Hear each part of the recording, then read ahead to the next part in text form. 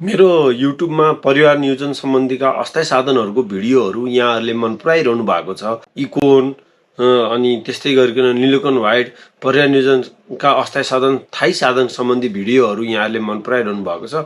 आज मैले सङ्गिनी, कतिपयहरूले डिपो-पोरभेरा पनि भन्नुहुन्छ, सङ्गिनी इन्जेक्सनको बारेमा आज यहाँहरूलाई बताउँदैछु। विशेष गरेर सङ्गिनी इन्जेक्सनलाई हामीले 3 महिने सुई पनि भन्ने गरिन्छ र यो एकपटक लगाएपछि एउटा महिलालाई 3 महिनासम्म काम गर्छ र यसले 99% काम गर्छ भनेर भनिन्छ। र यसले कसरी काम गर्छ भनेर जान्नुभन्दा पहिला यसमा के हुन्छ भनेर भन्दा, यसमा मिथोक्सी प्रोजेस्टेरोन एसिटेट भन्ने 150 mg को यो औषधि हुने गर्छ। यो प्रोजेस्टेरोन मानव निर्मित प्रोजेस्टेरोन हर्मोन हो, जसले गर्दाखेरि परिवार नियोजनको अस्थायी साधनको रूपमा यसले काम गर्छ। पाठेघरमा जुन पाठेघरको सर्भिस छ, सर्भिसमा एक खालको भनौँ न तरल पदार्थ, बाक्लो तरल पदार्थ निकालेर वीर्यलाई भित्र पाठेघरमा जान दिन्न।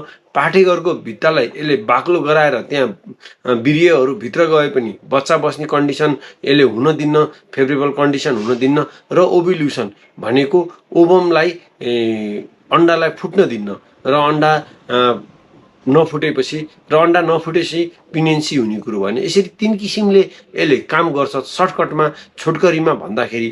र यो कसले लाउनुहुन्छ त नि, कस्ता महिलाहरूले यो लाउनुहुन्छ?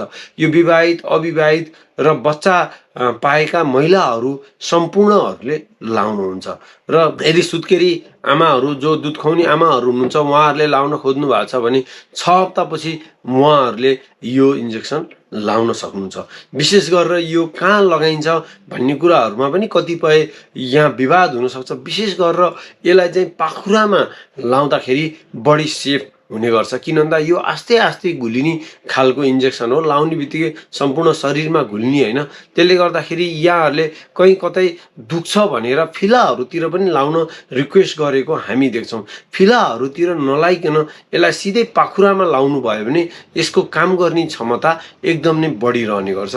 अब मिन्स भएको कति दिनभित्र लाउने त नि भन्ने यहाँहरूको क्वेसन हुनसक्छ। मिन्स भएको पहिलो दिनदेखि 5 दिनसम्म लाउनु भयो भने यो अति नै सुरक्षित हो। र यदि अघि मैले भने जुन दुध खुवाउने आमाहरू हुनुहुन्छ, दुध खुवाउने आमाहरूको लागि अब उहाँहरू मिन्स नभए पनि यहाँहरूले 6 हप्तामा लाउन सक्नुहुन्छ। त्यसको लागि दुध खुवाउने आमाहरूले मिन्सको लागि समय पर्खिरहनु पर्न, मिन्स भएको 6 हप्ताभित्र यहाँहरूले लाउन सक्नुहुन्छ। र कुनै पनि बेला बिचमा पनि यहाँहरूले यो इन्जेक्सन लगाउन सक्नुहुन्छ।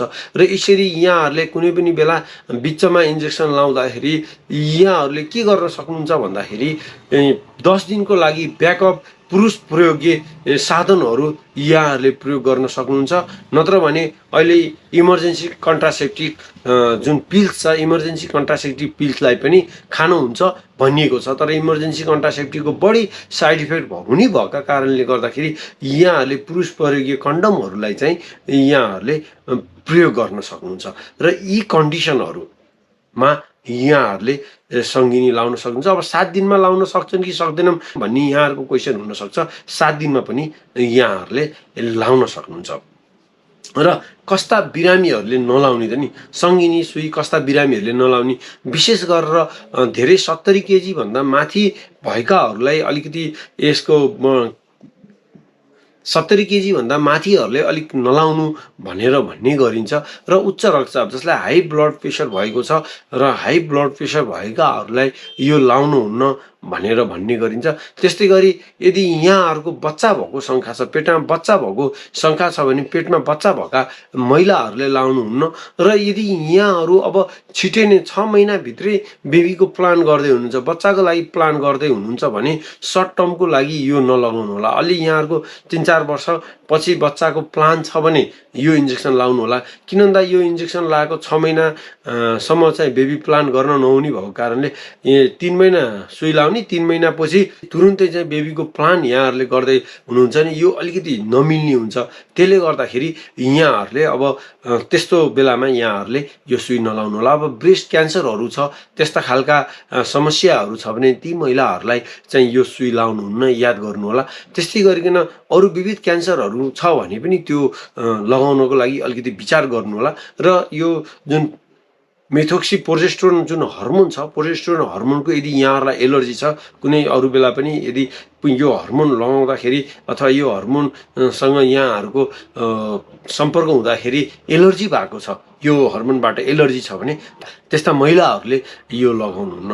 र अब मैले यहाँहरूलाई भन्नै पर्ने कुरा के छ भन्दाखेरि यहाँहरूले जस्तो कि सुई लगाएर जानुहुन्छ र कहिलेकाहीँ यहाँहरूको अब मिन्स ट्याक्क मिन्स भएर 5 दिनको दिन लगाउनुहुन्छ अथवा 1 दिन 2 दिन 3 दिन 5 दिन लाउनुहुन्छ र डेट 3 महिना पछिको डेटमा यहाँहरूको मिन्स भएन भने यहाँहरू सुई लाउन आउनुहुन्न। त्यसो नगर्नु होला। यहाँहरूको लेखेर हरेक मेडिकलहरूले हस्पिटलहरूले लेखेर दिएको हुन्छ, लेखेर दिएको डेटमा यहाँहरू आउनु होला। यहाँहरूको मिन्स भओस् नभओस् त्यससँग मतलब छैन, 3 महिना पुग्ने बित्तिकै यहाँहरू त्यही डेटमा आउनु होला।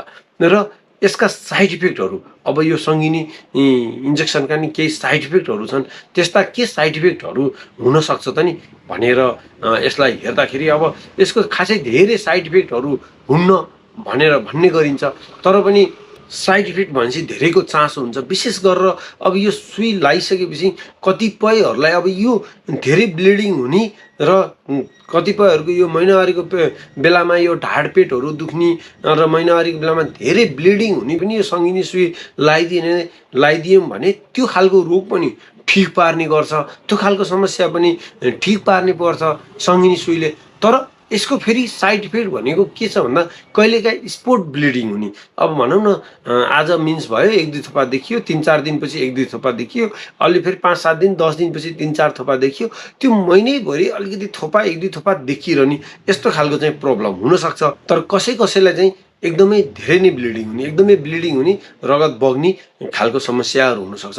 कोहीलाई अब ब्लिडिङै नहुने, 6 महिना 1 वर्ष 1.5 वर्षसम्म ब्लिडिङै नहुने, मिन्सै नहुने खालका समस्याहरू पनि हुनसक्छ। दुवै खालको समस्याहरू आउने गर्छ।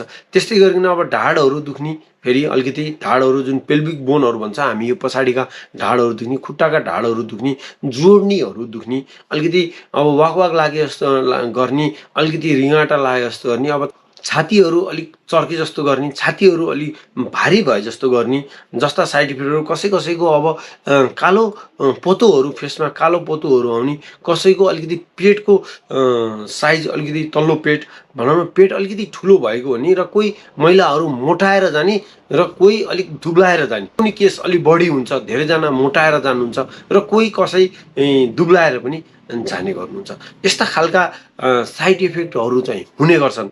यस्ता खालका साइड इफेक्टहरू हुने गर्छन्। तर यदि यहाँहरूको हातखुट्टा जोर्नीहरू धेरै नै दुख्ने, यो ढाडहरू अलिक बढी गल्ने, हातखुट्टाहरू अलिक बढी गर्ने र यो हड्डी सम्बन्धीको समस्याहरू अलिक बढी देखियो भने यसमा चाहिँ यहाँहरूलाई सजग हुन मैले यहाँबाट विशेष अनुरोध गरेँ। र सङ्गिनी लगाएका महिलाहरूले अलिकति क्याल्सियमहरू, दुधजन्य पदार्थहरू अलिकति खानुभयो, दुधहरू खानुभयो भने यहाँहरूलाई यस्तो खालको जुन क्याल्सियमबाट कमी हुन सक्ने समस्याहरूको समाधान हुनसक्छ।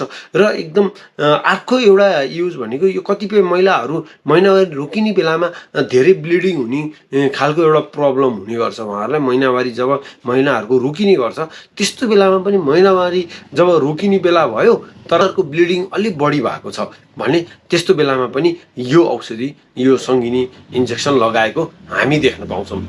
यो सङ्गिनी इन्जेक्सनको मोटामोटी अब जानकारी यिनै हुन् है। यसै सम्बन्धी यही सेरोफेरोमा लगाएर हामीले चाहिँ यो सङ्गिनी सुई लगाइने गरिन्छ।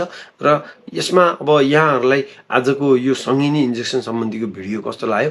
मि सञ्जीव देवकोटा यस्तै स्वास्थ्य औषधिको बारेमा यहाँहरूले मेरो यो युट्युब च्यानलमा जान्न सक्नुहुन्छ। यस्तै सठिक सरल भाषामा स्वास्थ्य सम्बन्धी जानकारी लिनको लागि मेरो युट्युब च्यानल यहाँहरूलाई सब्सक्राइब गर्न पनि अनुरोध गर्छु।